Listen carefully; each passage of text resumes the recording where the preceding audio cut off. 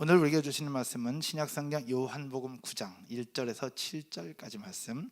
우리 매일 성경 큐티 본문 주중에 있는 본문 중에 한 부분입니다. 요한복음 9장 1절에서 7절, 우리 온라인으로 예배하시는 분들도 함께 한 목소리로 교독하겠습니다. 제가 먼저 1절 읽겠습니다. 예수께서 길을 가실 때에 날때부터 맹인된 사람을 보신지라. 제자들이 물어 이르되 랍비여, 이 사람이 맹인으로 난 것이 누구의 죄로 인함이니이까? 자기니이까 그의 부모니이까? 예수께서 대답하시되 이 사람이나 그 부모의 죄로 인한 것이 아니라 그에게서 하나님이 하시는 일을 나타내고자 하심이라. 때가 아직 낮음에 나를 보내신 이의 일을 우리가 하여야 하리라. 밤이 오리니 그때는 아무도 일할 수 없느니라. 내가 세상에 있는 동안에는 세상의 빛이로라. 이 말씀을 하시고 땅에 침을 뱉어 진흙을 이겨 그의 눈에 바르시고, 다 같이 읽을게요. 이르시되 실로암 못에 가서 씻으라 하시니, 실로암은 번역하면 보냄을 받았다는 뜻이라. 이에 가서 씻고 밝은 눈으로 왔더라. 아멘. 오늘 봉독할 말씀을 가지고 눈뜬 사람, 눈먼 사람이라는 제목으로 말씀을 나누도록 하겠습니다. 태어날 때부터 중증 뇌성마비 장애를 가지고 있었던 시인의 고백입니다. 나 가진 재물 없으나, 나 남이 가진 지식 없으나, 나 남에게 있는 건강 있지 않으나, 나 남이 없는 것 있으니, 나 남이 못 본 것을 보았고, 나 남이 듣지 못한 음성 들었고, 나 남이 받지 못한 사랑 받았고, 나 남이 모르는 것 깨달았네. 공평하신 하나님, 공평하신 하나님. 누구의 고백인지 아시겠죠?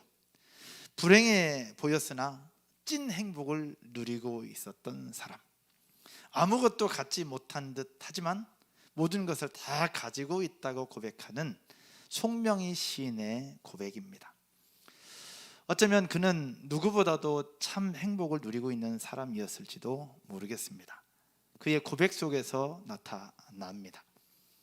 오늘 읽은 본문 중에도 이와 비슷한 고백을 하고 있습니다.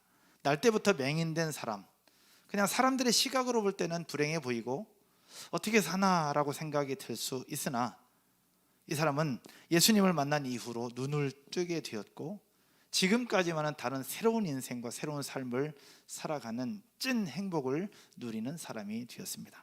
반면에 옆에서 모든 걸 다 가지고 있었고 건강한 눈을 가지고 있었지만 중요한 것을 보지 못한 채 눈먼 사람처럼 살아가고 있는 안타까운 사람들도 옆에 있었습니다.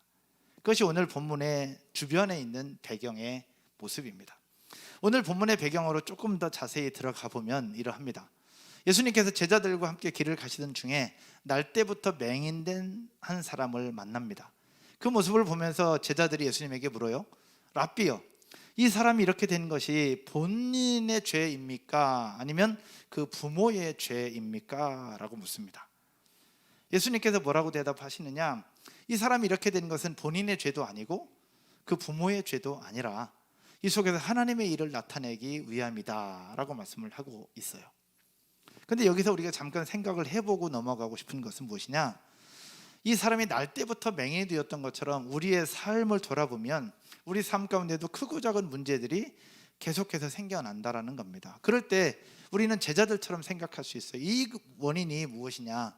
누구 때문에 이렇게 생긴 것이냐? 누구 때문에 이런 문제가 생긴 것이냐? 그러면서 나도 모르게 자책하고 죄책감을 느끼고 또 누군가를 향해서 미안함을 느끼는 경우들이 간혹 있습니다.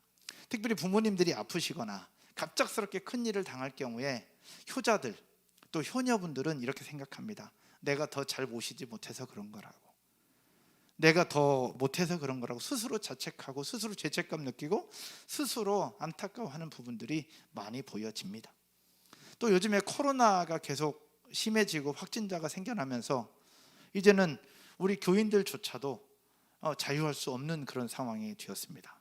안산에만도 몇백 명씩 나오고 전국에서는 몇만 명씩 나오는 이런 상황 속에 만약에 코로나와 동선이 겹친다면 과연 누구의 잘못이냐는 거죠.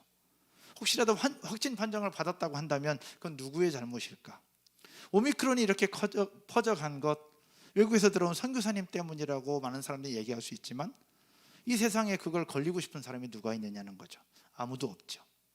이렇게 볼 때 우리 삶의 환경 속에서 인간의 힘으로 할 수 없는 불가항력적인 문제들이 부딪혔을 때 그것은 우리의 잘못, 누군가의 잘못이 아니라 그 속에 하나님의 뜻이 있고 하나님이 하시는 일을 나타내기 위한 또 다른 과정이라는 사실들을 기억하면서 자유케 되시기를 주님의 이름으로 축원드립니다.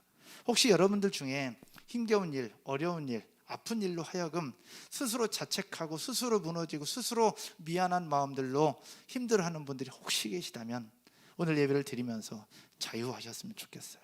자유하는 것을 넘어서 그 속에 분명한 하나님의 뜻이 있을 것이다. 이 속에서 하나님이 주시는 메시지가 있을 것이다라는 기대감을 가지고 더욱더 하나님을 찾는 저와 여러분 모두가 되기를 주님의 이름으로 축원드립니다. 아멘. 예수님께서 제자들에게 이렇게 말씀하세요. 이 사람의 죄는 본인의 죄도 아니고 부모의 죄도 아니다. 그 속에 하나님의 뜻하심이 있을 것이다. 하나님이 하시는 일을 나타낼 것이다 라고 얘기하시면서 예수님이 기적을 베푸십니다. 어떻게 베푸시느냐? 이 나면서부터 맹인된 사람에게 예수님이 침을 뱉어요. 생각하지 못한 그 방법을 지금 사용하십니다. 침을 뱉어요. 그리고 그 침을 땅에다 뱉어서 그 더러운 흙에다가 짓이깁니다. 그리고 이 짓이긴 그것을 그 사람의 눈에 바르고 실로암 못에 가서 씻고 오라고 말씀을 하고 있어요. 날 때부터 맹인된 사람은 예수님의 그 말씀에 그대로 순종을 해요. 그리고 성경은 실로암 못에 가서 씻고 밝은 눈으로 왔더라 라고 말씀을 하고 있습니다. 이것이 오늘 본문의 전체적인 배경입니다. 그런데 이 맹인이 고침받는 과정 속에서 눈을 뜬 사람이 나타나고 눈을 떴으나 눈먼 사람처럼 살아가는 사람들이 보여집니다. 오늘 본문을 보면서 우리의 삶을 한번 돌아보는 시간이 되었으면 좋겠고, 과연 눈 뜬 사람은 누구냐, 눈먼 사람은 누구냐, 이 부분들 함께 한번 살펴보았으면 좋겠습니다. 첫 번째로 눈을 뜬 사람은 누구인가? 눈 뜬 사람입니다. 오늘 본문 5절, 6절, 7절의 말씀을 함께 한번 보도록 하겠습니다. 5절, 6절, 7절 제가 5절 읽을게요. 내가 세상에 있는 동안에는 세상의 빛이로라. 예수님께서 말씀하십니다. 그러면서 6절 여러분이 한번 읽을까요? 이 말씀을 하시고 땅에 침을 뱉어 진흙을 이겨 그의 눈에 바르시고 7절 이르시되 실로암 못에 가서 씻으라 하시니. 아멘. 여러분, 실로암은요 특별함이 없는 그냥 작은 연못과 같은 거예요. 연못이라기보다는 연못도 아니고 개울도 아니고 그냥 하천도 아닌 그냥 조그만 웅덩이입니다. 제가 지금으로부터 15년 전 이스라엘을 여행할 때 실로암 연못에 제가 2번 갔었어요. 실로암 연못은 예루살렘 성 밑에 기온샘이라는 곳이 있는데 기온샘을 통과하면 그 앞에 히스기야 터널이 있어요. 히스기야 터널 153m 거리인데 153m 거리에 히스기야 터널을 통과하면 그 끝에 있는 연못이 실로암 연못이거든요. 특별함이 없는 그냥 작은 연못이에요. 근데 예수님이 왜 그 연못으로 가서 씻고 오라고 하셨을까? 또 예수님이 침을 뱉어서 진흙을 이기고 눈에 바른 후에 가라고 해요. 근데 여러분 생각을 해보십시오. 우리가 알고 있는 예수님은 굳이 그렇게 하지 않아도 눈을 고칠 수 있는 분이잖아요. 여러분 아멘이십니까? 우리가 알고 있는 예수님은 굳이 그렇게 안 해도 돼요.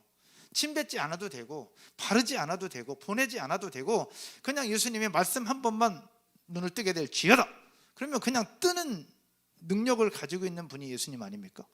근데 지금 이해되지 않는 행동들을 예수님은 계속해서 말씀을 하시면서 그 맹인에게 치료의 모습을 보여주고 있어요. 그렇게 하지 않아도 되는데 그렇게 하고 있어요. 그건 이유가 뭐냐는 겁니다. 왜 그렇게 하고 있을까? 우리가 알고 있는 예수님은 그렇게 하지 않아도 됩니다. 근데 그렇게 하고 있어요. 거긴 분명한 이유가 있겠죠. 맹인은 말없이 순종합니다. 그리고 실로암 연못에 가서 씻고 밝은 눈으로 돌아옵니다. 날 때부터 앞을 보지 못했던 맹인이 이제 드디어 눈을 뜨고 세상의 밝은 빛을 보게 되었습니다.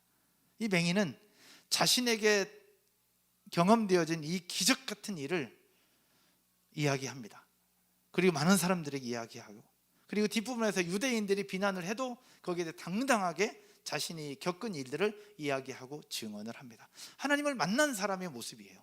하나님을 경험한 사람의 모습이 이 맹인의 모습입니다.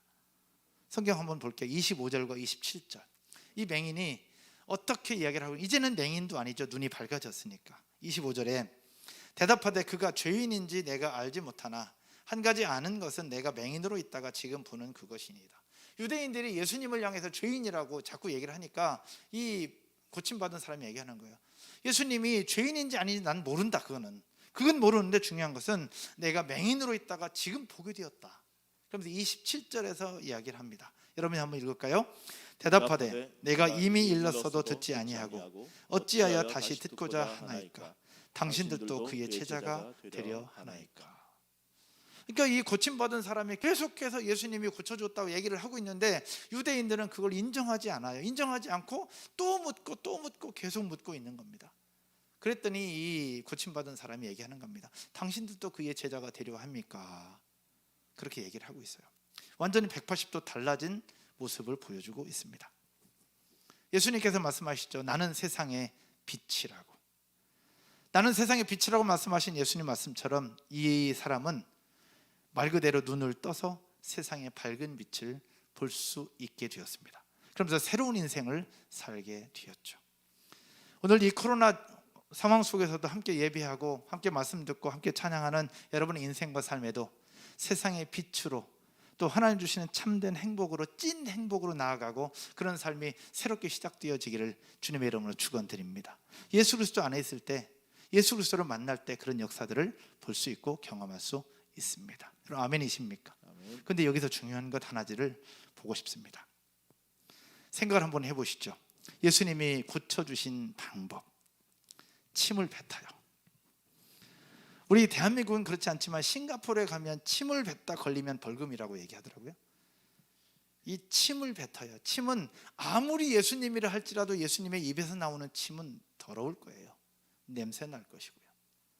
근데 그 침을 뱉어서 땅의 흙으로 짓이깁니다. 흙도 먼지구덩이일 것이고 흙도 깨끗하지 않을 거예요. 근데 깨끗하지 않은 흙에 더러운 침을 뱉어서 짓이겨요. 그리고 그 짓이긴 것을 가지고 그 사람의 눈에 바릅니다. 여러분 어떻게 생각하십니까? 한번 상상을 해보자는 거예요. 우리가 침을 뱉어서 진흙을 이기고 그 이긴 진흙을 두 사람 눈에 발라요.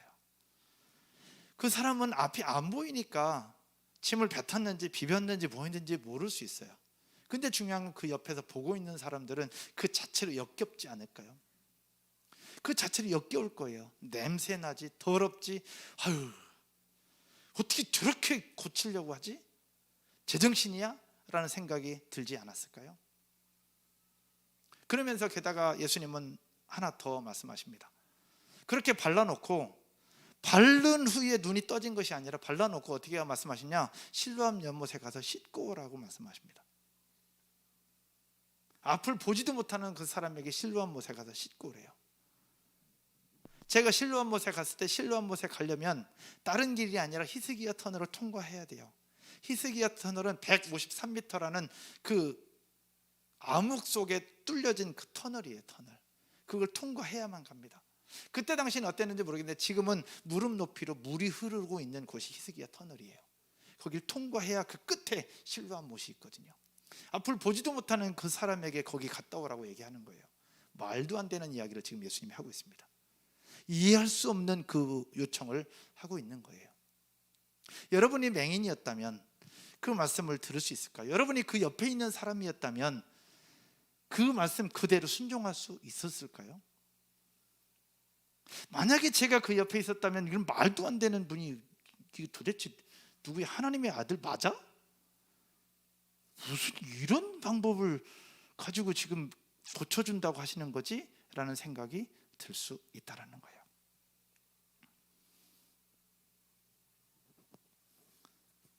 그렇게 하지 않아도 고칠 수 있는 분인데 왜 이렇게 하고 있을까? 여기에는 의도가 있었습니다. 그 의도는 바로 무엇이냐?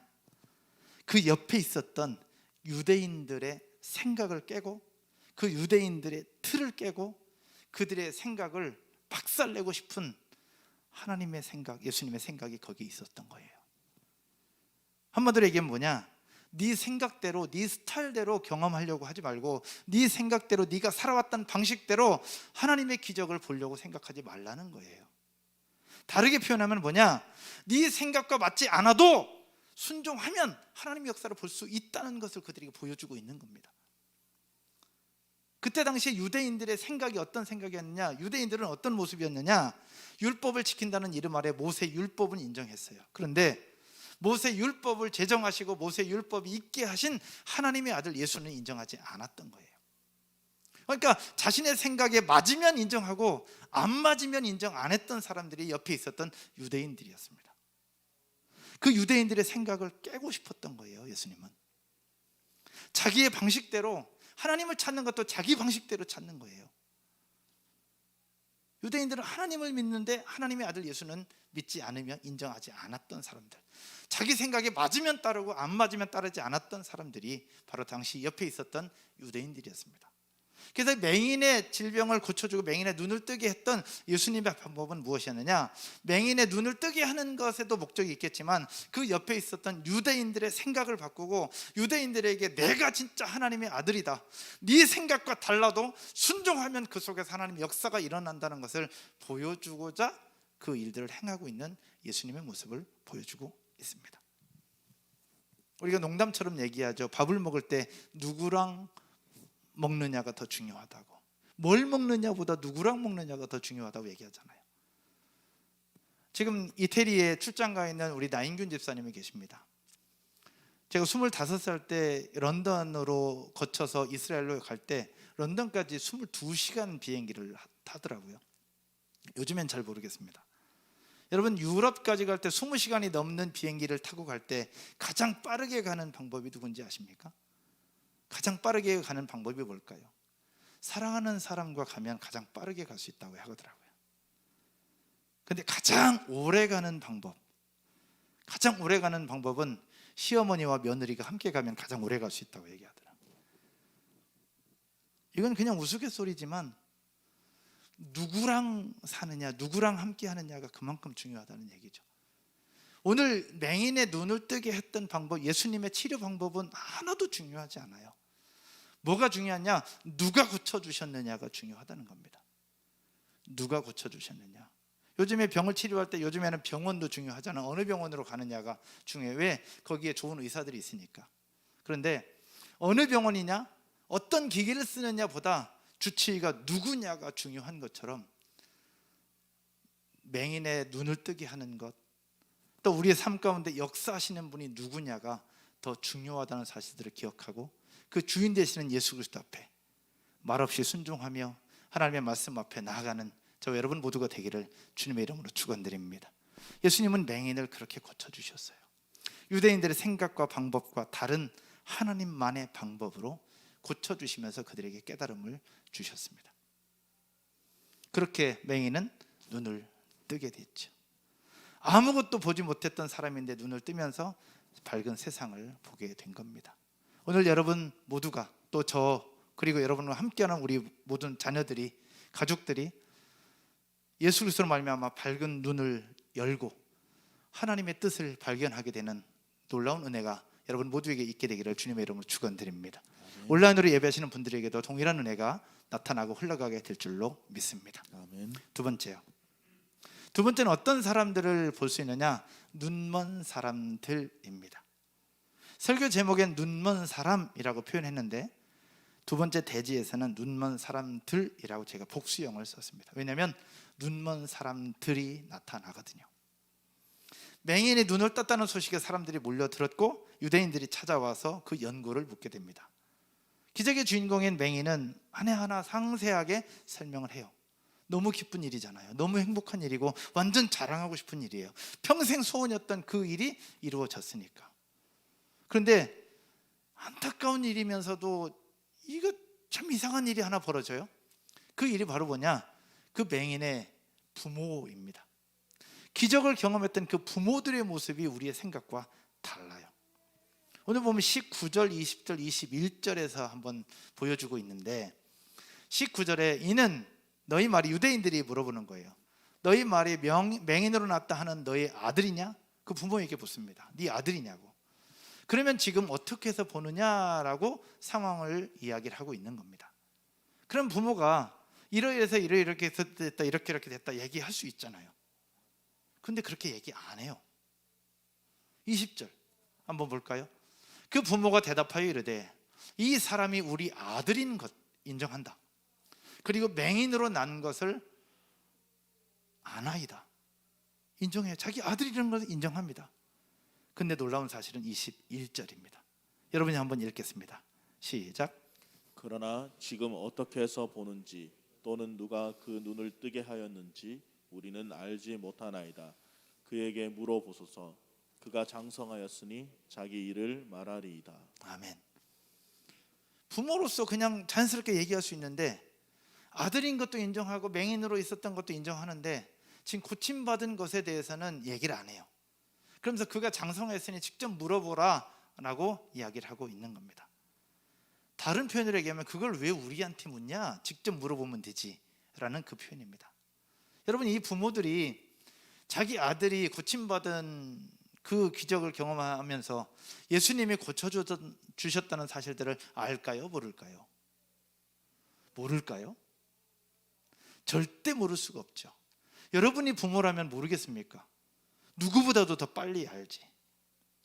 누구보다도 더 빨리 알아요. 어제 부산에 있던 심다혜 자매님한테 연락이 왔더라고. 목사님, 저 임신했어요. 태명의 선물이라고 하더라고. 너무 감사한 일이었어요. 그래서 제가 물었어요. 엄마 아시냐? 그랬더니 엄마한테 제일 먼저 얘기했대. 엄마 너무 행복해 하셨대. 그래서 같이 기도해 드렸어요. 이게 부모잖아요, 부모. 제가 알고 있는 집사님 한 분이 계시는데 그 집사님의 기도 제목은 항상 1번이 자기 아들이에요. 왜 아들이냐? 아들이 발달 장애를 앓고 있거든요. 자기 아들이 1번이 항상 1번. 왜? 자기 아들이 건강하게 회복되는 것. 그게 1번이에요. 제가 알고 있는 한 권사님이 계세요. 권사님이 어느 날 갑자기 교육자실에 떡을 다 돌리는 거예요. 그래서 권사님, 그 떡을 무슨 떡입니까? 라고 물었더니 결혼 못할 줄 알았던 자기 아들이 드디어 결혼 날짜를 잡았다는 거지. 결혼 날짜를 잡았다는 거예요. 그러면 결혼하고 나서 돌리면 되죠? 그랬더니 너무 행복해서 떡을 돌리는 거라고. 나중에 결혼식 하면 또 돌리겠다고 얘기하는 거예요. 여러분, 이게 부모잖아요. 이게 부모의 마음이에요. 이 부모, 자기 아들이 결혼을 했고 아들이 태어났는데 날 때부터 맹인이야. 일평생 소원이 뭐였겠어요? 일평생 소원이 아들이 눈을 뜨는 것 아니겠습니까? 내 평생 소원이 이것뿐. 아들이 눈을 뜨는 것. 아들이 눈 뜨는 게 평생 소원이었어요. 자나깨나 아들이 눈 뜨는 게 평생 소원. 이것만 되면 다른 것 아무것도 바라지 않는 그 부모의 소원이 오늘 예수님 때문에 일어난 거예요. 예수님이 고쳐주셨잖아요. 근데 예수님이 고쳐주셨냐고 물었을 그때에 얘기를 안 해요. 그가 장성하였으니 직접 물어보라고 얘기합니다. 부모입니까? 어떻게 이럴 수가 있죠? 근데 성경을 보니까 부모가 이렇게 대답하게 된 이유가 있었습니다. 22절과 23절입니다. 부모가 이렇게 얘기하는 것, 본인이 알면서도 모른 척하는 것, 알면서도 회피하는 이유가 성경에는 기록되고 있더라고요. 22절 여러분이 한번 읽겠습니다. 그 부모가 이렇게 말하는 것은 이미 유대인들이 누구든지 예수를 그리스도로 시인하는 자는 출교하기로 결의하였으므로 그들을 무서워함이로라. 그러면서 23절 이러므로 그 부모가 말하기를 그가 장성하였으니 그에게 물어보소서 하였더라. 부모가 모른 척했던 데는 이것 때문에 그래요. 혹시라도 자기들이 예수님을 인정한다면, 예수님이 고쳐줬다고 시인한다면 유대인들로부터 출교당할까 봐 무서웠던 거예요. 출교라는 건 뭐냐면 유대인의 그룹에서 외면당하는 거예요. 그리고 유대인의 그 그룹에서 받게 되는 복지, 혜택, 모든 것들을 다 포기해야 되는 그런 상황에 처하게 되는 겁니다. 제가 이스라엘에 갔을 때 유대인들이 몰래 모여서 드리는 예배실에 다녀온 적이 있습니다. 근데 거긴 다 유대인들이었어요. 근데 그들은 기독교를 믿고 예수님을 믿는 사람들이었는데 몰래 숨어서 예배를 드려요. 그래서 제가 물었어요. 왜 이렇게 숨어서 드리냐 그랬더니 자기가 기독교를 믿고 예수님 믿는다는 사실이 발각되면 유대인들, 히브리 사람들에게 주어지는 모든 혜택과 모든 세금, 모든 것들이 다 박탈된다는 거예요. 그래서 그걸 놓치기 싫어서 몰래 숨어서 예배를 드리고 있노라고 얘기를 하더라고요. 오늘 맹인의 부모가 바로 그러했습니다. 그렇게 바라던 자기 아들이 고침받고 치료되고 회복되었고 기적을 봤는데 유대인 그룹에서 출교될까 봐, 혹시라도 손해될까 봐, 혹시라도 피해를 볼까 봐 지금 그것을 외면하면서 예수님을 예수님이라고 인정하지 않고 있는 그 모습을 보여주고 있습니다. 그 맹인의 부모의 모습은 어떤 모습이냐? 당시의 전형적인 유대인들의 모습이었습니다. 당시 전형적인 유대인들의 모습인데, 유대인이 어떤 사람들이었느냐? 하나님을 믿는데 하나님의 아들 예수는 인정하지 않던 사람들, 자신들의 필요에 따라 어떤 말씀은 믿고 어떤 말씀은 믿지 않던 사람들. 성경 66권을 보는데 오늘날 현대의 그리스도인들에게도 이런 모습들이 여전히 나타납니다. 성경을 볼 때 어떤 말씀은 내 것으로 받아요, 아멘 하고 받아요. 근데 조금 부담되는 말씀은 아멘으로 받지 않습니다. 다른 사람을 향해 주시는 말씀일 거야, 나는 아닐 거야. 내 생각과 맞으면 아멘, 내 생각과 맞지 않으면 노멘, 이렇게 되는 거죠. 이게 현대를 살아가는 그리스도인들의 모습이라는 겁니다. 오늘 말씀을 듣고 있는 저와 여러분들의 삶 속에서 이런 모습들이 혹시 있지는 않으십니까? 목사인 저조차도 당시 유대인들과 같은 모습들이 제 속에도 있는 것을 종종 발견합니다. 어떤 모습들이 그러하냐? 기도는 하면서 하나님의 응답은 받고 싶어요. 근데 기도하려면 일찍 일어나야 되는데 조금 더 자고 싶은 거지. 하나님의 응답은 받고 싶은데 응답 받으려면 기도해야 되는데 기도하는 시간을 드리는 것은 아까운 거예요. 모순이죠. 모순이에요. 우리 아이들이 공부를 하고 있는데 시험은 잘 보고 싶어, 좋은 성적 거두고 싶어. 근데 좋은 성적 거두려면 공부를 해야 되잖아요. 내 게임하는 시간을 아끼고 또 단어 외우고 뭐 해야 되잖아요. 근데 시험은 잘 보고 싶은데 공부하는 것은 싫어. 그런 부분이죠. 우리 교회 안에서도 생각해 볼 수 있습니다. 하나님의 축복을 누리고 싶어요. 하나님이 주시는 축복, 경제적인 축복, 물질의 축복, 많은 축복은 누리고 싶어. 근데 내 것을 하나님 앞에 드리는 것은 아까운 거지. 그런 모습들이 우리 가운데 있다는 거예요. 우리 셀, 우리 교회, 여러분 셀이 좋아지고 셀이 건강하고 교회가 건강하려면 누군가의 헌신과 희생이 반드시 있어야만 합니다. 근데 우리 셀이 건강했으면 좋겠고 우리 교회가 건강했으면 좋겠고 행복했으면 좋겠어요. 근데 내가 헌신하고 내가 시간 드리는 건 아까운 거예요. 그런 부분들이 우리 가운데 있을 수 있다는 겁니다. 지금 교회 학교 예배를 드리고 있어요. 우리 아이들이 교회 학교 가서 신나게 성경 공부하고 배우고 신앙생활 잘했으면 좋겠는 거예요. 그러면 누군가의 헌신과 누군가가 교사로 섬기는 부분이 있어야만 가능한데 우리 아이들이 잘했으면 좋겠는데 내가 섬기는 것은 조금 불편한 거죠. 이게 오늘 맹인의 부모와 똑같은 모습이에요. 여러분 스스로 한번 돌아보십시오. 어떠하십니까? 목사인 저도 그런데 여러분들은 과연 어떠할까요? 나무라는 것이 아니라 오늘 본문에서 나타난 모습이 그러하다는 겁니다. 이 말씀 앞에서 저와 여러분 스스로를 한번 돌아보자는 겁니다. 나는 과연 어떠한가? 이 맹인의 부모와 다른 떳떳한 삶의 모습으로 그리스도인답게 살고 있는가를 한번 돌아보자는 겁니다.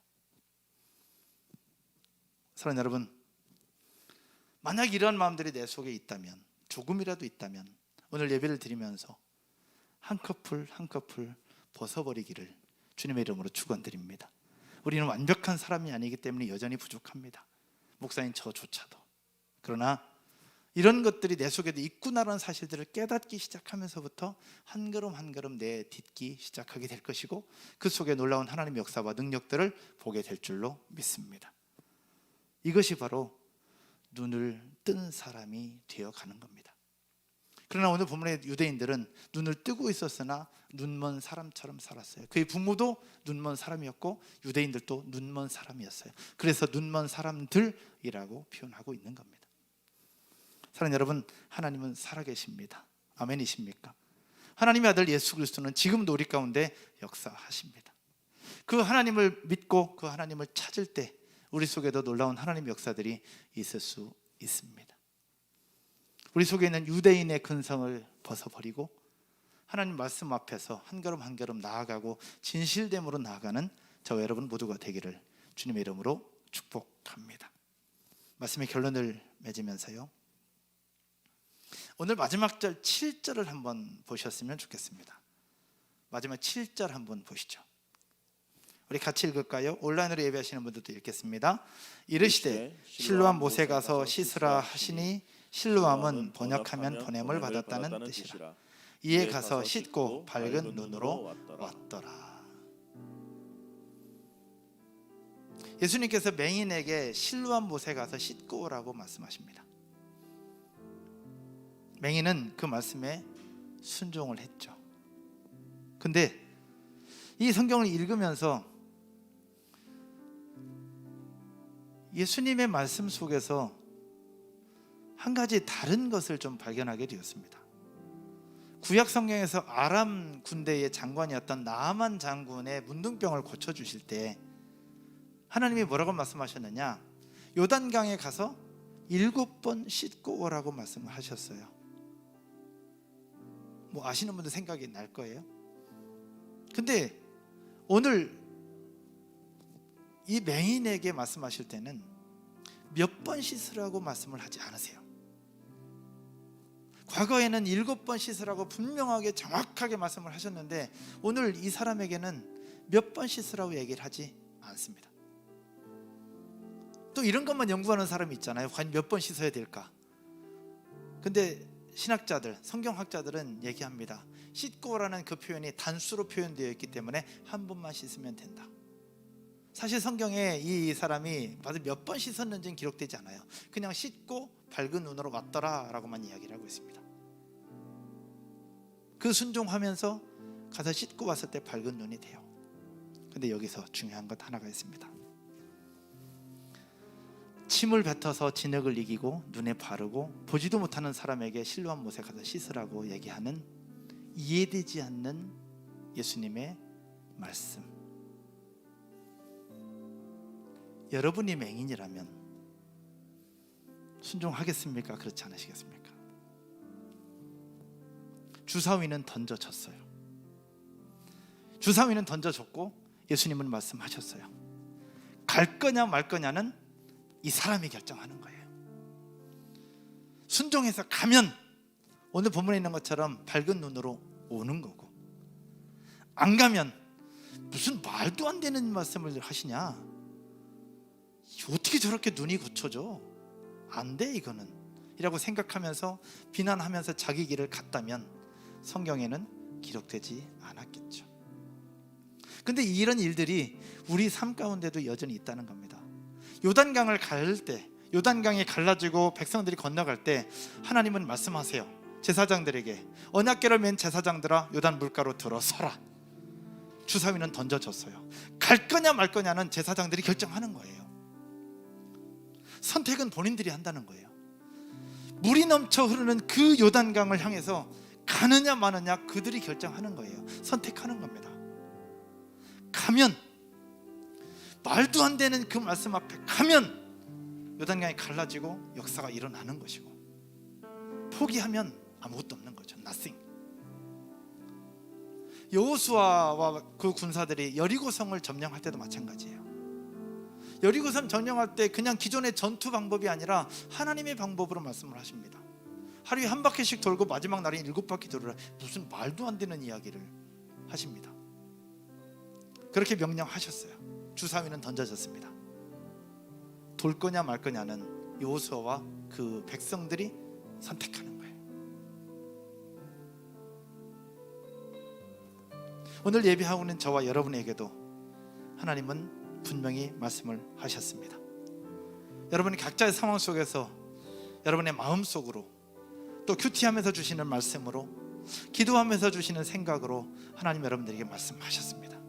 선택은 여러분이 하시는 겁니다. 갈 거냐 말 거냐, 순종할 거냐 말 거냐, 선택은 여러분들이 하시는 겁니다.